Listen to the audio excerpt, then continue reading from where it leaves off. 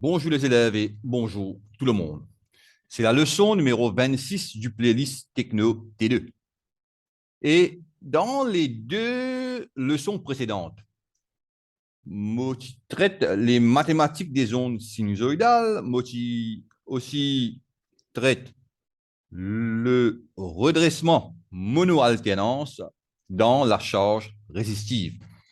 Moti arrive à la conclusion que dans la charge résistive, la puissance moyenne, ou carrément la puissance, parce que la puissance efficace n'a pas existé, ça, quand on cause puissance, il y en a seulement deux puissances, c'est-à-dire la puissance instantanée, ok, à un temps donné, ou bien la puissance moyenne.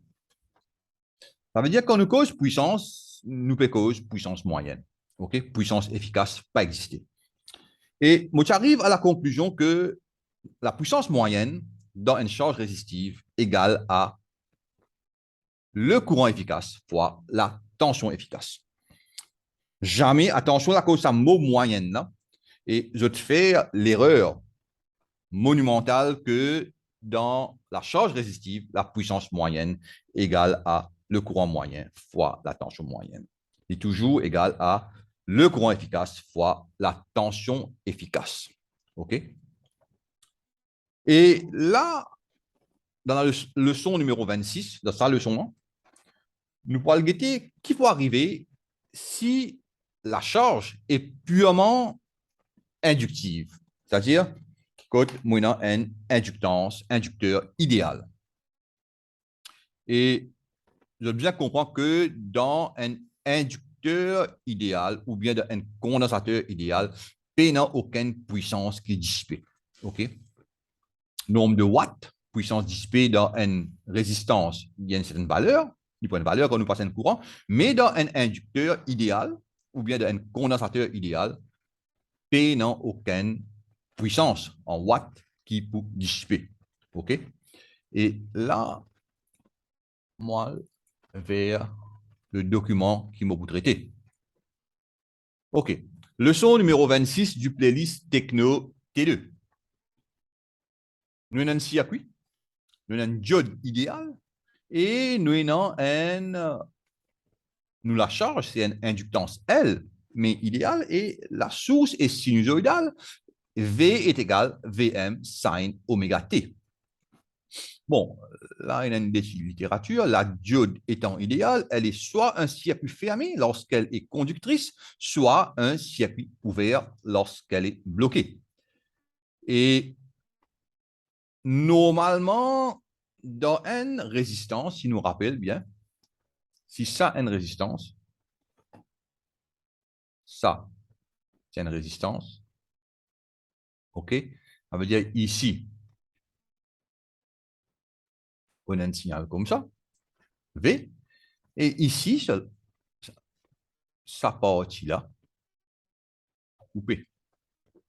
Il ne peut pas exister. Ça veut dire nous prenons seulement ça, OK? Et là, nous regardons ça, ça partie-là pour couper. Elle recommencer. Et puis, le courant aussi, il peut suivre ça truc-là, comme ça. Et ça, quand tu trouves tension et courant, pareil, tension et courant pareil, c'est-à-dire le courant a une tendance à suivre la tension.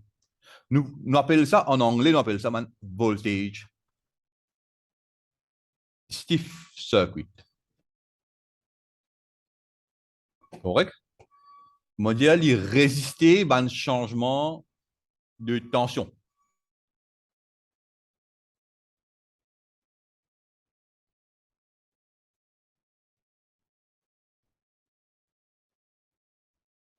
Non, il n'est pas résisté à un changement de tension plutôt. Hein? OK. Et là, nous avons une coupe qui arrivait, qui dit là, dit en raison de la charge inductive, en raison de sa charge-là, la période de conduction de la diode s'étendra au-delà de 180 degrés. Qui peut redire? Bon, là, nous avons un graphe là, une plus bonne façon. Ça veut dire, il peut 180 degrés, ça veut dire ça, votre tension sinusoïdale de la source, Vs, et ça, c'est 180 degrés. Normalement, dans une charge résistive, sur conduction, il est là, ça diode là, il est dans un circuit fermé pendant ça, les temps là, pendant sa langue là. Mais ici, il s'étendra au-delà de 180 degrés. Ça veut dire, malgré qu'il y ait une polarisation inverse, quand il est supposé ouvert, il n'est pas ouvert, il est toujours fermé. C'est un peu bizarre parce que tout ce qu'il nous en prend en première année, et il peut défier ça, ok? Il peut défier ça en polarisation inverse, mais comment il est capable de fermer, ok? Et là, nous parlons de ça, là. Nous parlons de ça.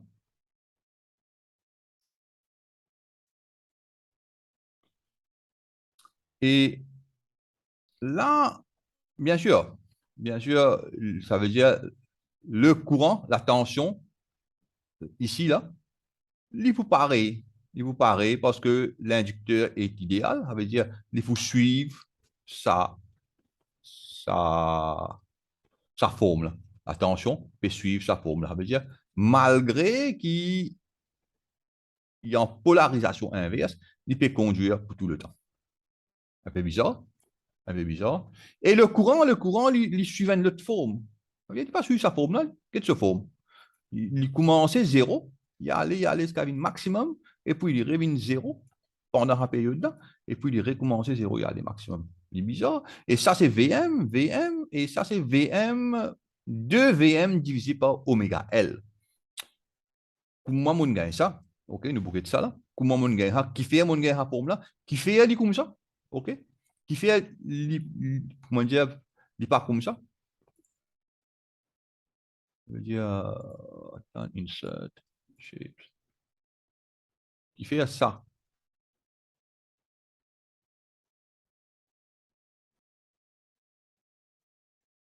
OK? Il part comme ça. Il fait pas comme ça. Il n'est pas pareil que moi d'une charge résistive qui fait une complete waveform, une onde plein. OK. OK. Et avant que nous guette ça, et nous guette souvent en mathématiques, nous essayons de comprendre ce que nous déjà connaissons. Nous considérons sa partie-là seulement pendant que la diode est en polarisation directe, OK, pendant qu'il peut conduire, 0 à pi, nous pas de sa partie-là, nous ignorons la partie-là, OK, nous ignorons la partie-là. OK, ça, nous pas reconnaître que c'est ça, mais nous guettons seulement sa partie-là. OK. Ça veut dire, quand nous faisons une intégration, nous pouvons intégrer seulement de 0 à pi. Nous guettons qui arrive.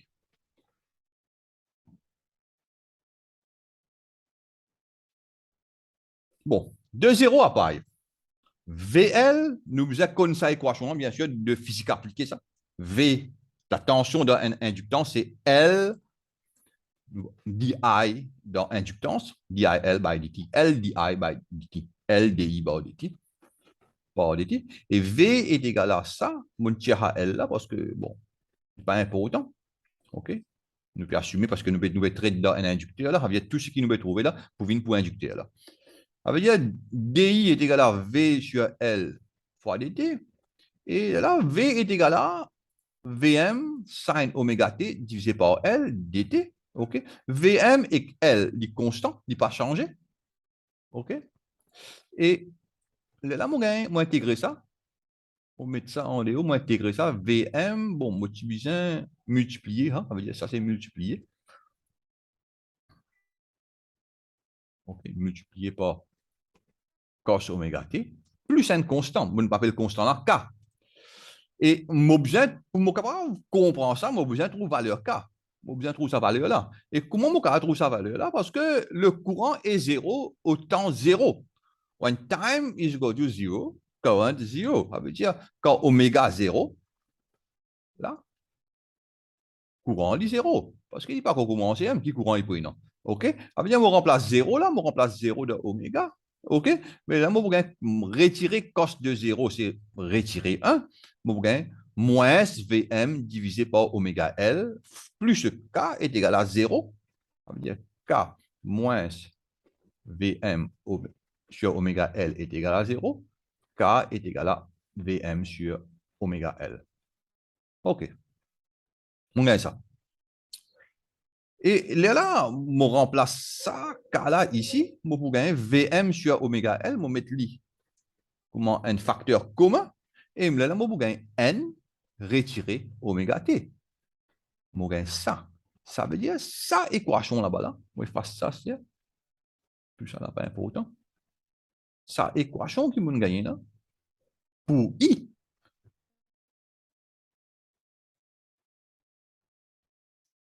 Ça, IL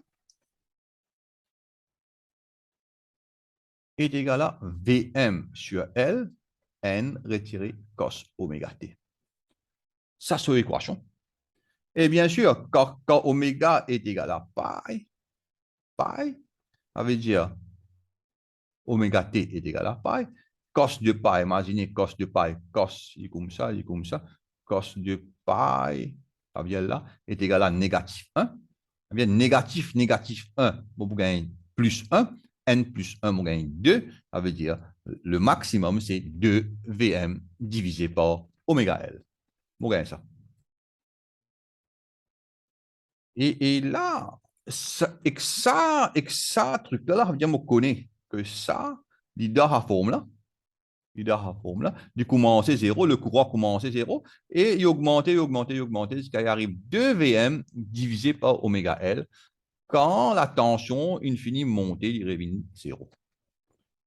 OK. Et là, nous bien comprendre qu'arriver. Bien comprendre qu'arriver, ça veut dire le courant, nous décide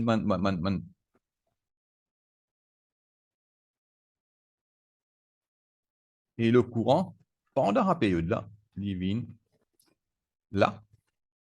Et pendant que nous avons la polarisation inverse, supposément la diode bien bloquée, mais il n'est pas bloqué parce que ça courant là, il parle dans la direction là, OK? Et le courant, il n'est pas capable de renverser, il n'est pas capable de renverser dans une inductance. Il parle dans la direction là, il y en a 50. Il est là. Et là, qui peut arriver, pendant que la diode, supposément en polarisation inverse, supposément il n'est pas pour conduire, ça courant là, okay, il peut continuer circuler jusqu'à limite zéro. Ça veut dire l'inductance, il emmagasine l'énergie magnétique et pendant que la diode est en polarisation inverse, il retourne sa l'énergie magnétique là vers la source. OK? Mais s'il retourne vers la source, le courant doit circuler. Et pour lui circuler, il est obligé de circuler dans la diode. Ça, c'est le principe. OK? Il est obligé de circuler dans la diode. Et là, une nouvelle théorie commencée. OK? La diode est pas en circuit ouvert avec condition pour que la diode ne conduit pas, c'est pas la polarisation inverse. C'est zéro courant. Quand il y a zéro courant, quand courant zéro, diode pas pour conduire. Quand courant plus que zéro, diode peut conduire. Peu importe, il y a polarisation inverse ou bien il y a polarisation directe. OK? Ça, c'est la théorie. Ça veut dire, ça, la cause, ça inducte. Là, pour retourner sa courant qui n'a emmagasiné là, pour retourner ça l'énergie magnétique emmagasinée, OK, en forme de courant, OK, la diode pour continuer à conduire. OK? Et là, nous retournons vers nos graphes.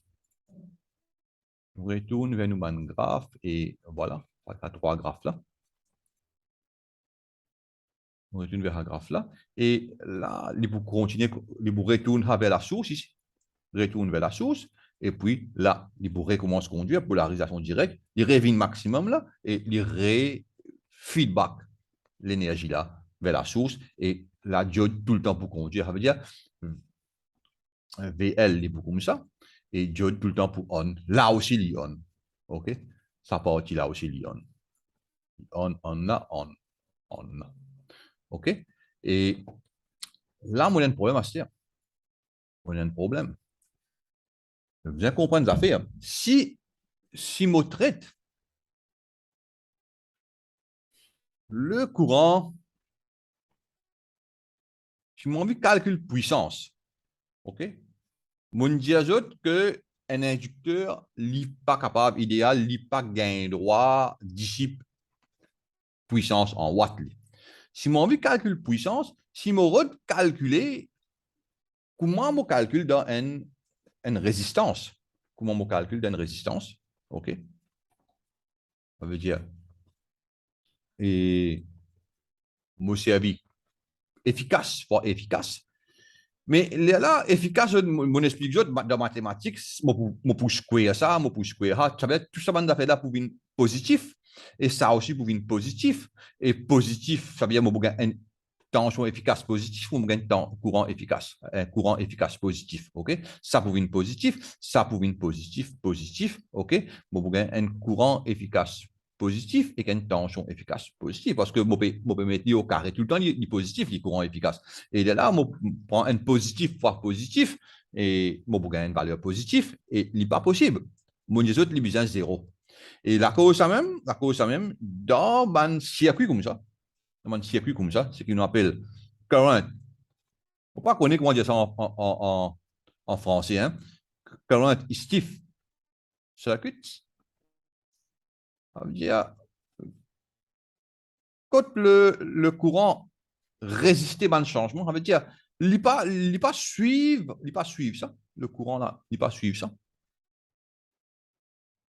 Il pas suivre la forme de la tension à travers les bornes, la charge, le courant de la charge, pas suivre la forme de la tension à travers les bornes, il est dans sa propre forme. OK? Bon, bien sûr, il dépend de l'eau là. Pour qui dépend de l'eau là, nous trouvons que V est égal à L di by dt. OK? Et nous appelons ça un current stiff circuit. Et quand nous avons un current stiff circuit, nous pas capable puissance moyenne et nous pas capable de servir I efficace fois V efficace. Il n'est pas pour moi aussi. OK? Parce que il est positif. OK? De Hakala. OK? Il besoin de Hakala, il oblige zéro. Et pour nous capables de faire la puissance moyenne là, 0, nous obliger à prendre I moyen fois U moyen. I moyen, vous trouvez positif. Positif, vous pouvez intégrer ça. Vous pouvez intégrer ça. Vous pouvez capable de trouver une valeur. Vous pouvez pas là. Vous ne pouvez pas qui valeur il était. OK? Mais U moyen, ça partie là positif, ça partie là négatif. U moyen, est égal à 0. Et quand il est égal à 0, 0 fois n'importe qui s'appelle pour une 0. Et dans ce cas-là, il est vrai que la puissance à la sortie est égale à 0 watts. Ça veut dire, tant qu'il y a une charge inductive, tant que la diode peut conduire en polarisation inverse, tant qu'il y a une charge inductive, tant que la diode peut conduire, allons-y, elle peut conduire tout ça là. Là, elle peut conduire tout ça là. La diode peut conduire tout ça là. Mais ça, c'est une inductance idéale. Si jamais moi, et elle load, ça veut dire, par exemple, un moteur, moi, une partie résistance et une partie inductance. Ça veut dire, il n'est pas pour conduire tout ça là, il est pour conduire comme ça. Après, à un certain moment, il peut arrêter. OK? Ah bien, tant qu'il y a une partie, enfin, un peu de temps dans la polarisation inverse que la diode peut conduire, m'obliger servir la puissance moyenne est égale à U moyen fois I moyen. OK? Et ça, c'est la théorie. Et à ce moment-là, d'un coup, la littérature là, qu'est-ce qui m'a couvert toute la littérature là? OK? La diode est conductrice après la demi-période car le courant à travers l'inducteur n'est pas nul à l'instant oméga t est égal à pareil. OK? Ça m'en explique ça parce que mon courant, il monte là. Et la cause de ce courant-là, il n'est pas capable d'avoir une zéro instantanément. OK? Il faut besoin le feedback vers la source. OK? Et la diode pour conduire. OK. Nous ici. Rappel de la charge résistive, puissance moyenne égale tension efficace fois courant efficace. Nous l'expliquons dans leçon 25, 24. OK? Ici, puisque la charge est inductive, L ou bien EL, c'est seulement une charge réelle, parce que idéal, pas exister. Idéal, pas exister. réel existait. Ça veut dire que on a E et L, ok, par exemple, un moteur courant conduit, presque tout un moteur, parce qu'il y a une bobine là-dedans, il peut y avoir un inducteur. Ok, il peut y avoir une charge E à L, la puissance moyenne, nous obligé de prendre la tension moyenne, fois courant moyenne, parce que ça L là, sa partie L là, il n'est pas capable de dissiper puissance, dissiper watt, et nous obligé de faire des lignes négatives pour nous retirer. Ok, là, pour nous faire un affaire négative, nous obligé de prendre une valeur moyenne. OK? Et dans le cas d'une charge purement inductive, puissance moyenne est égale à 0. Aucune puissance ne peut être dissipée dans l'inducteur idéal. OK? Et moi, je finis d'expliquer ça. Et là, moi, arrête sa leçon là. Ça semble cher. Et moi, espérer, je ne comprends. Ça veut dire là, pour ça, une mathématique là, parce que, une fois, mon besoin, c'est efficace, fois efficace, et une fois, mon besoin, c'est moyen, fois moyen, et il crée confusion devant les élèves de la tête, et la cause ça, moi, fait tout ça, 3 leçons sur l'intégration, dans mathématique là. Et maintenant, leçon numéro 27, nous parlons dans la partie électronique de puissance pour une introduction, et puis de là, nous parlons vers le choix des diodes, comment on fait un choix, ok, des diodes et de leur protection. Bon, moi je vous dis au revoir et à la prochaine vidéo.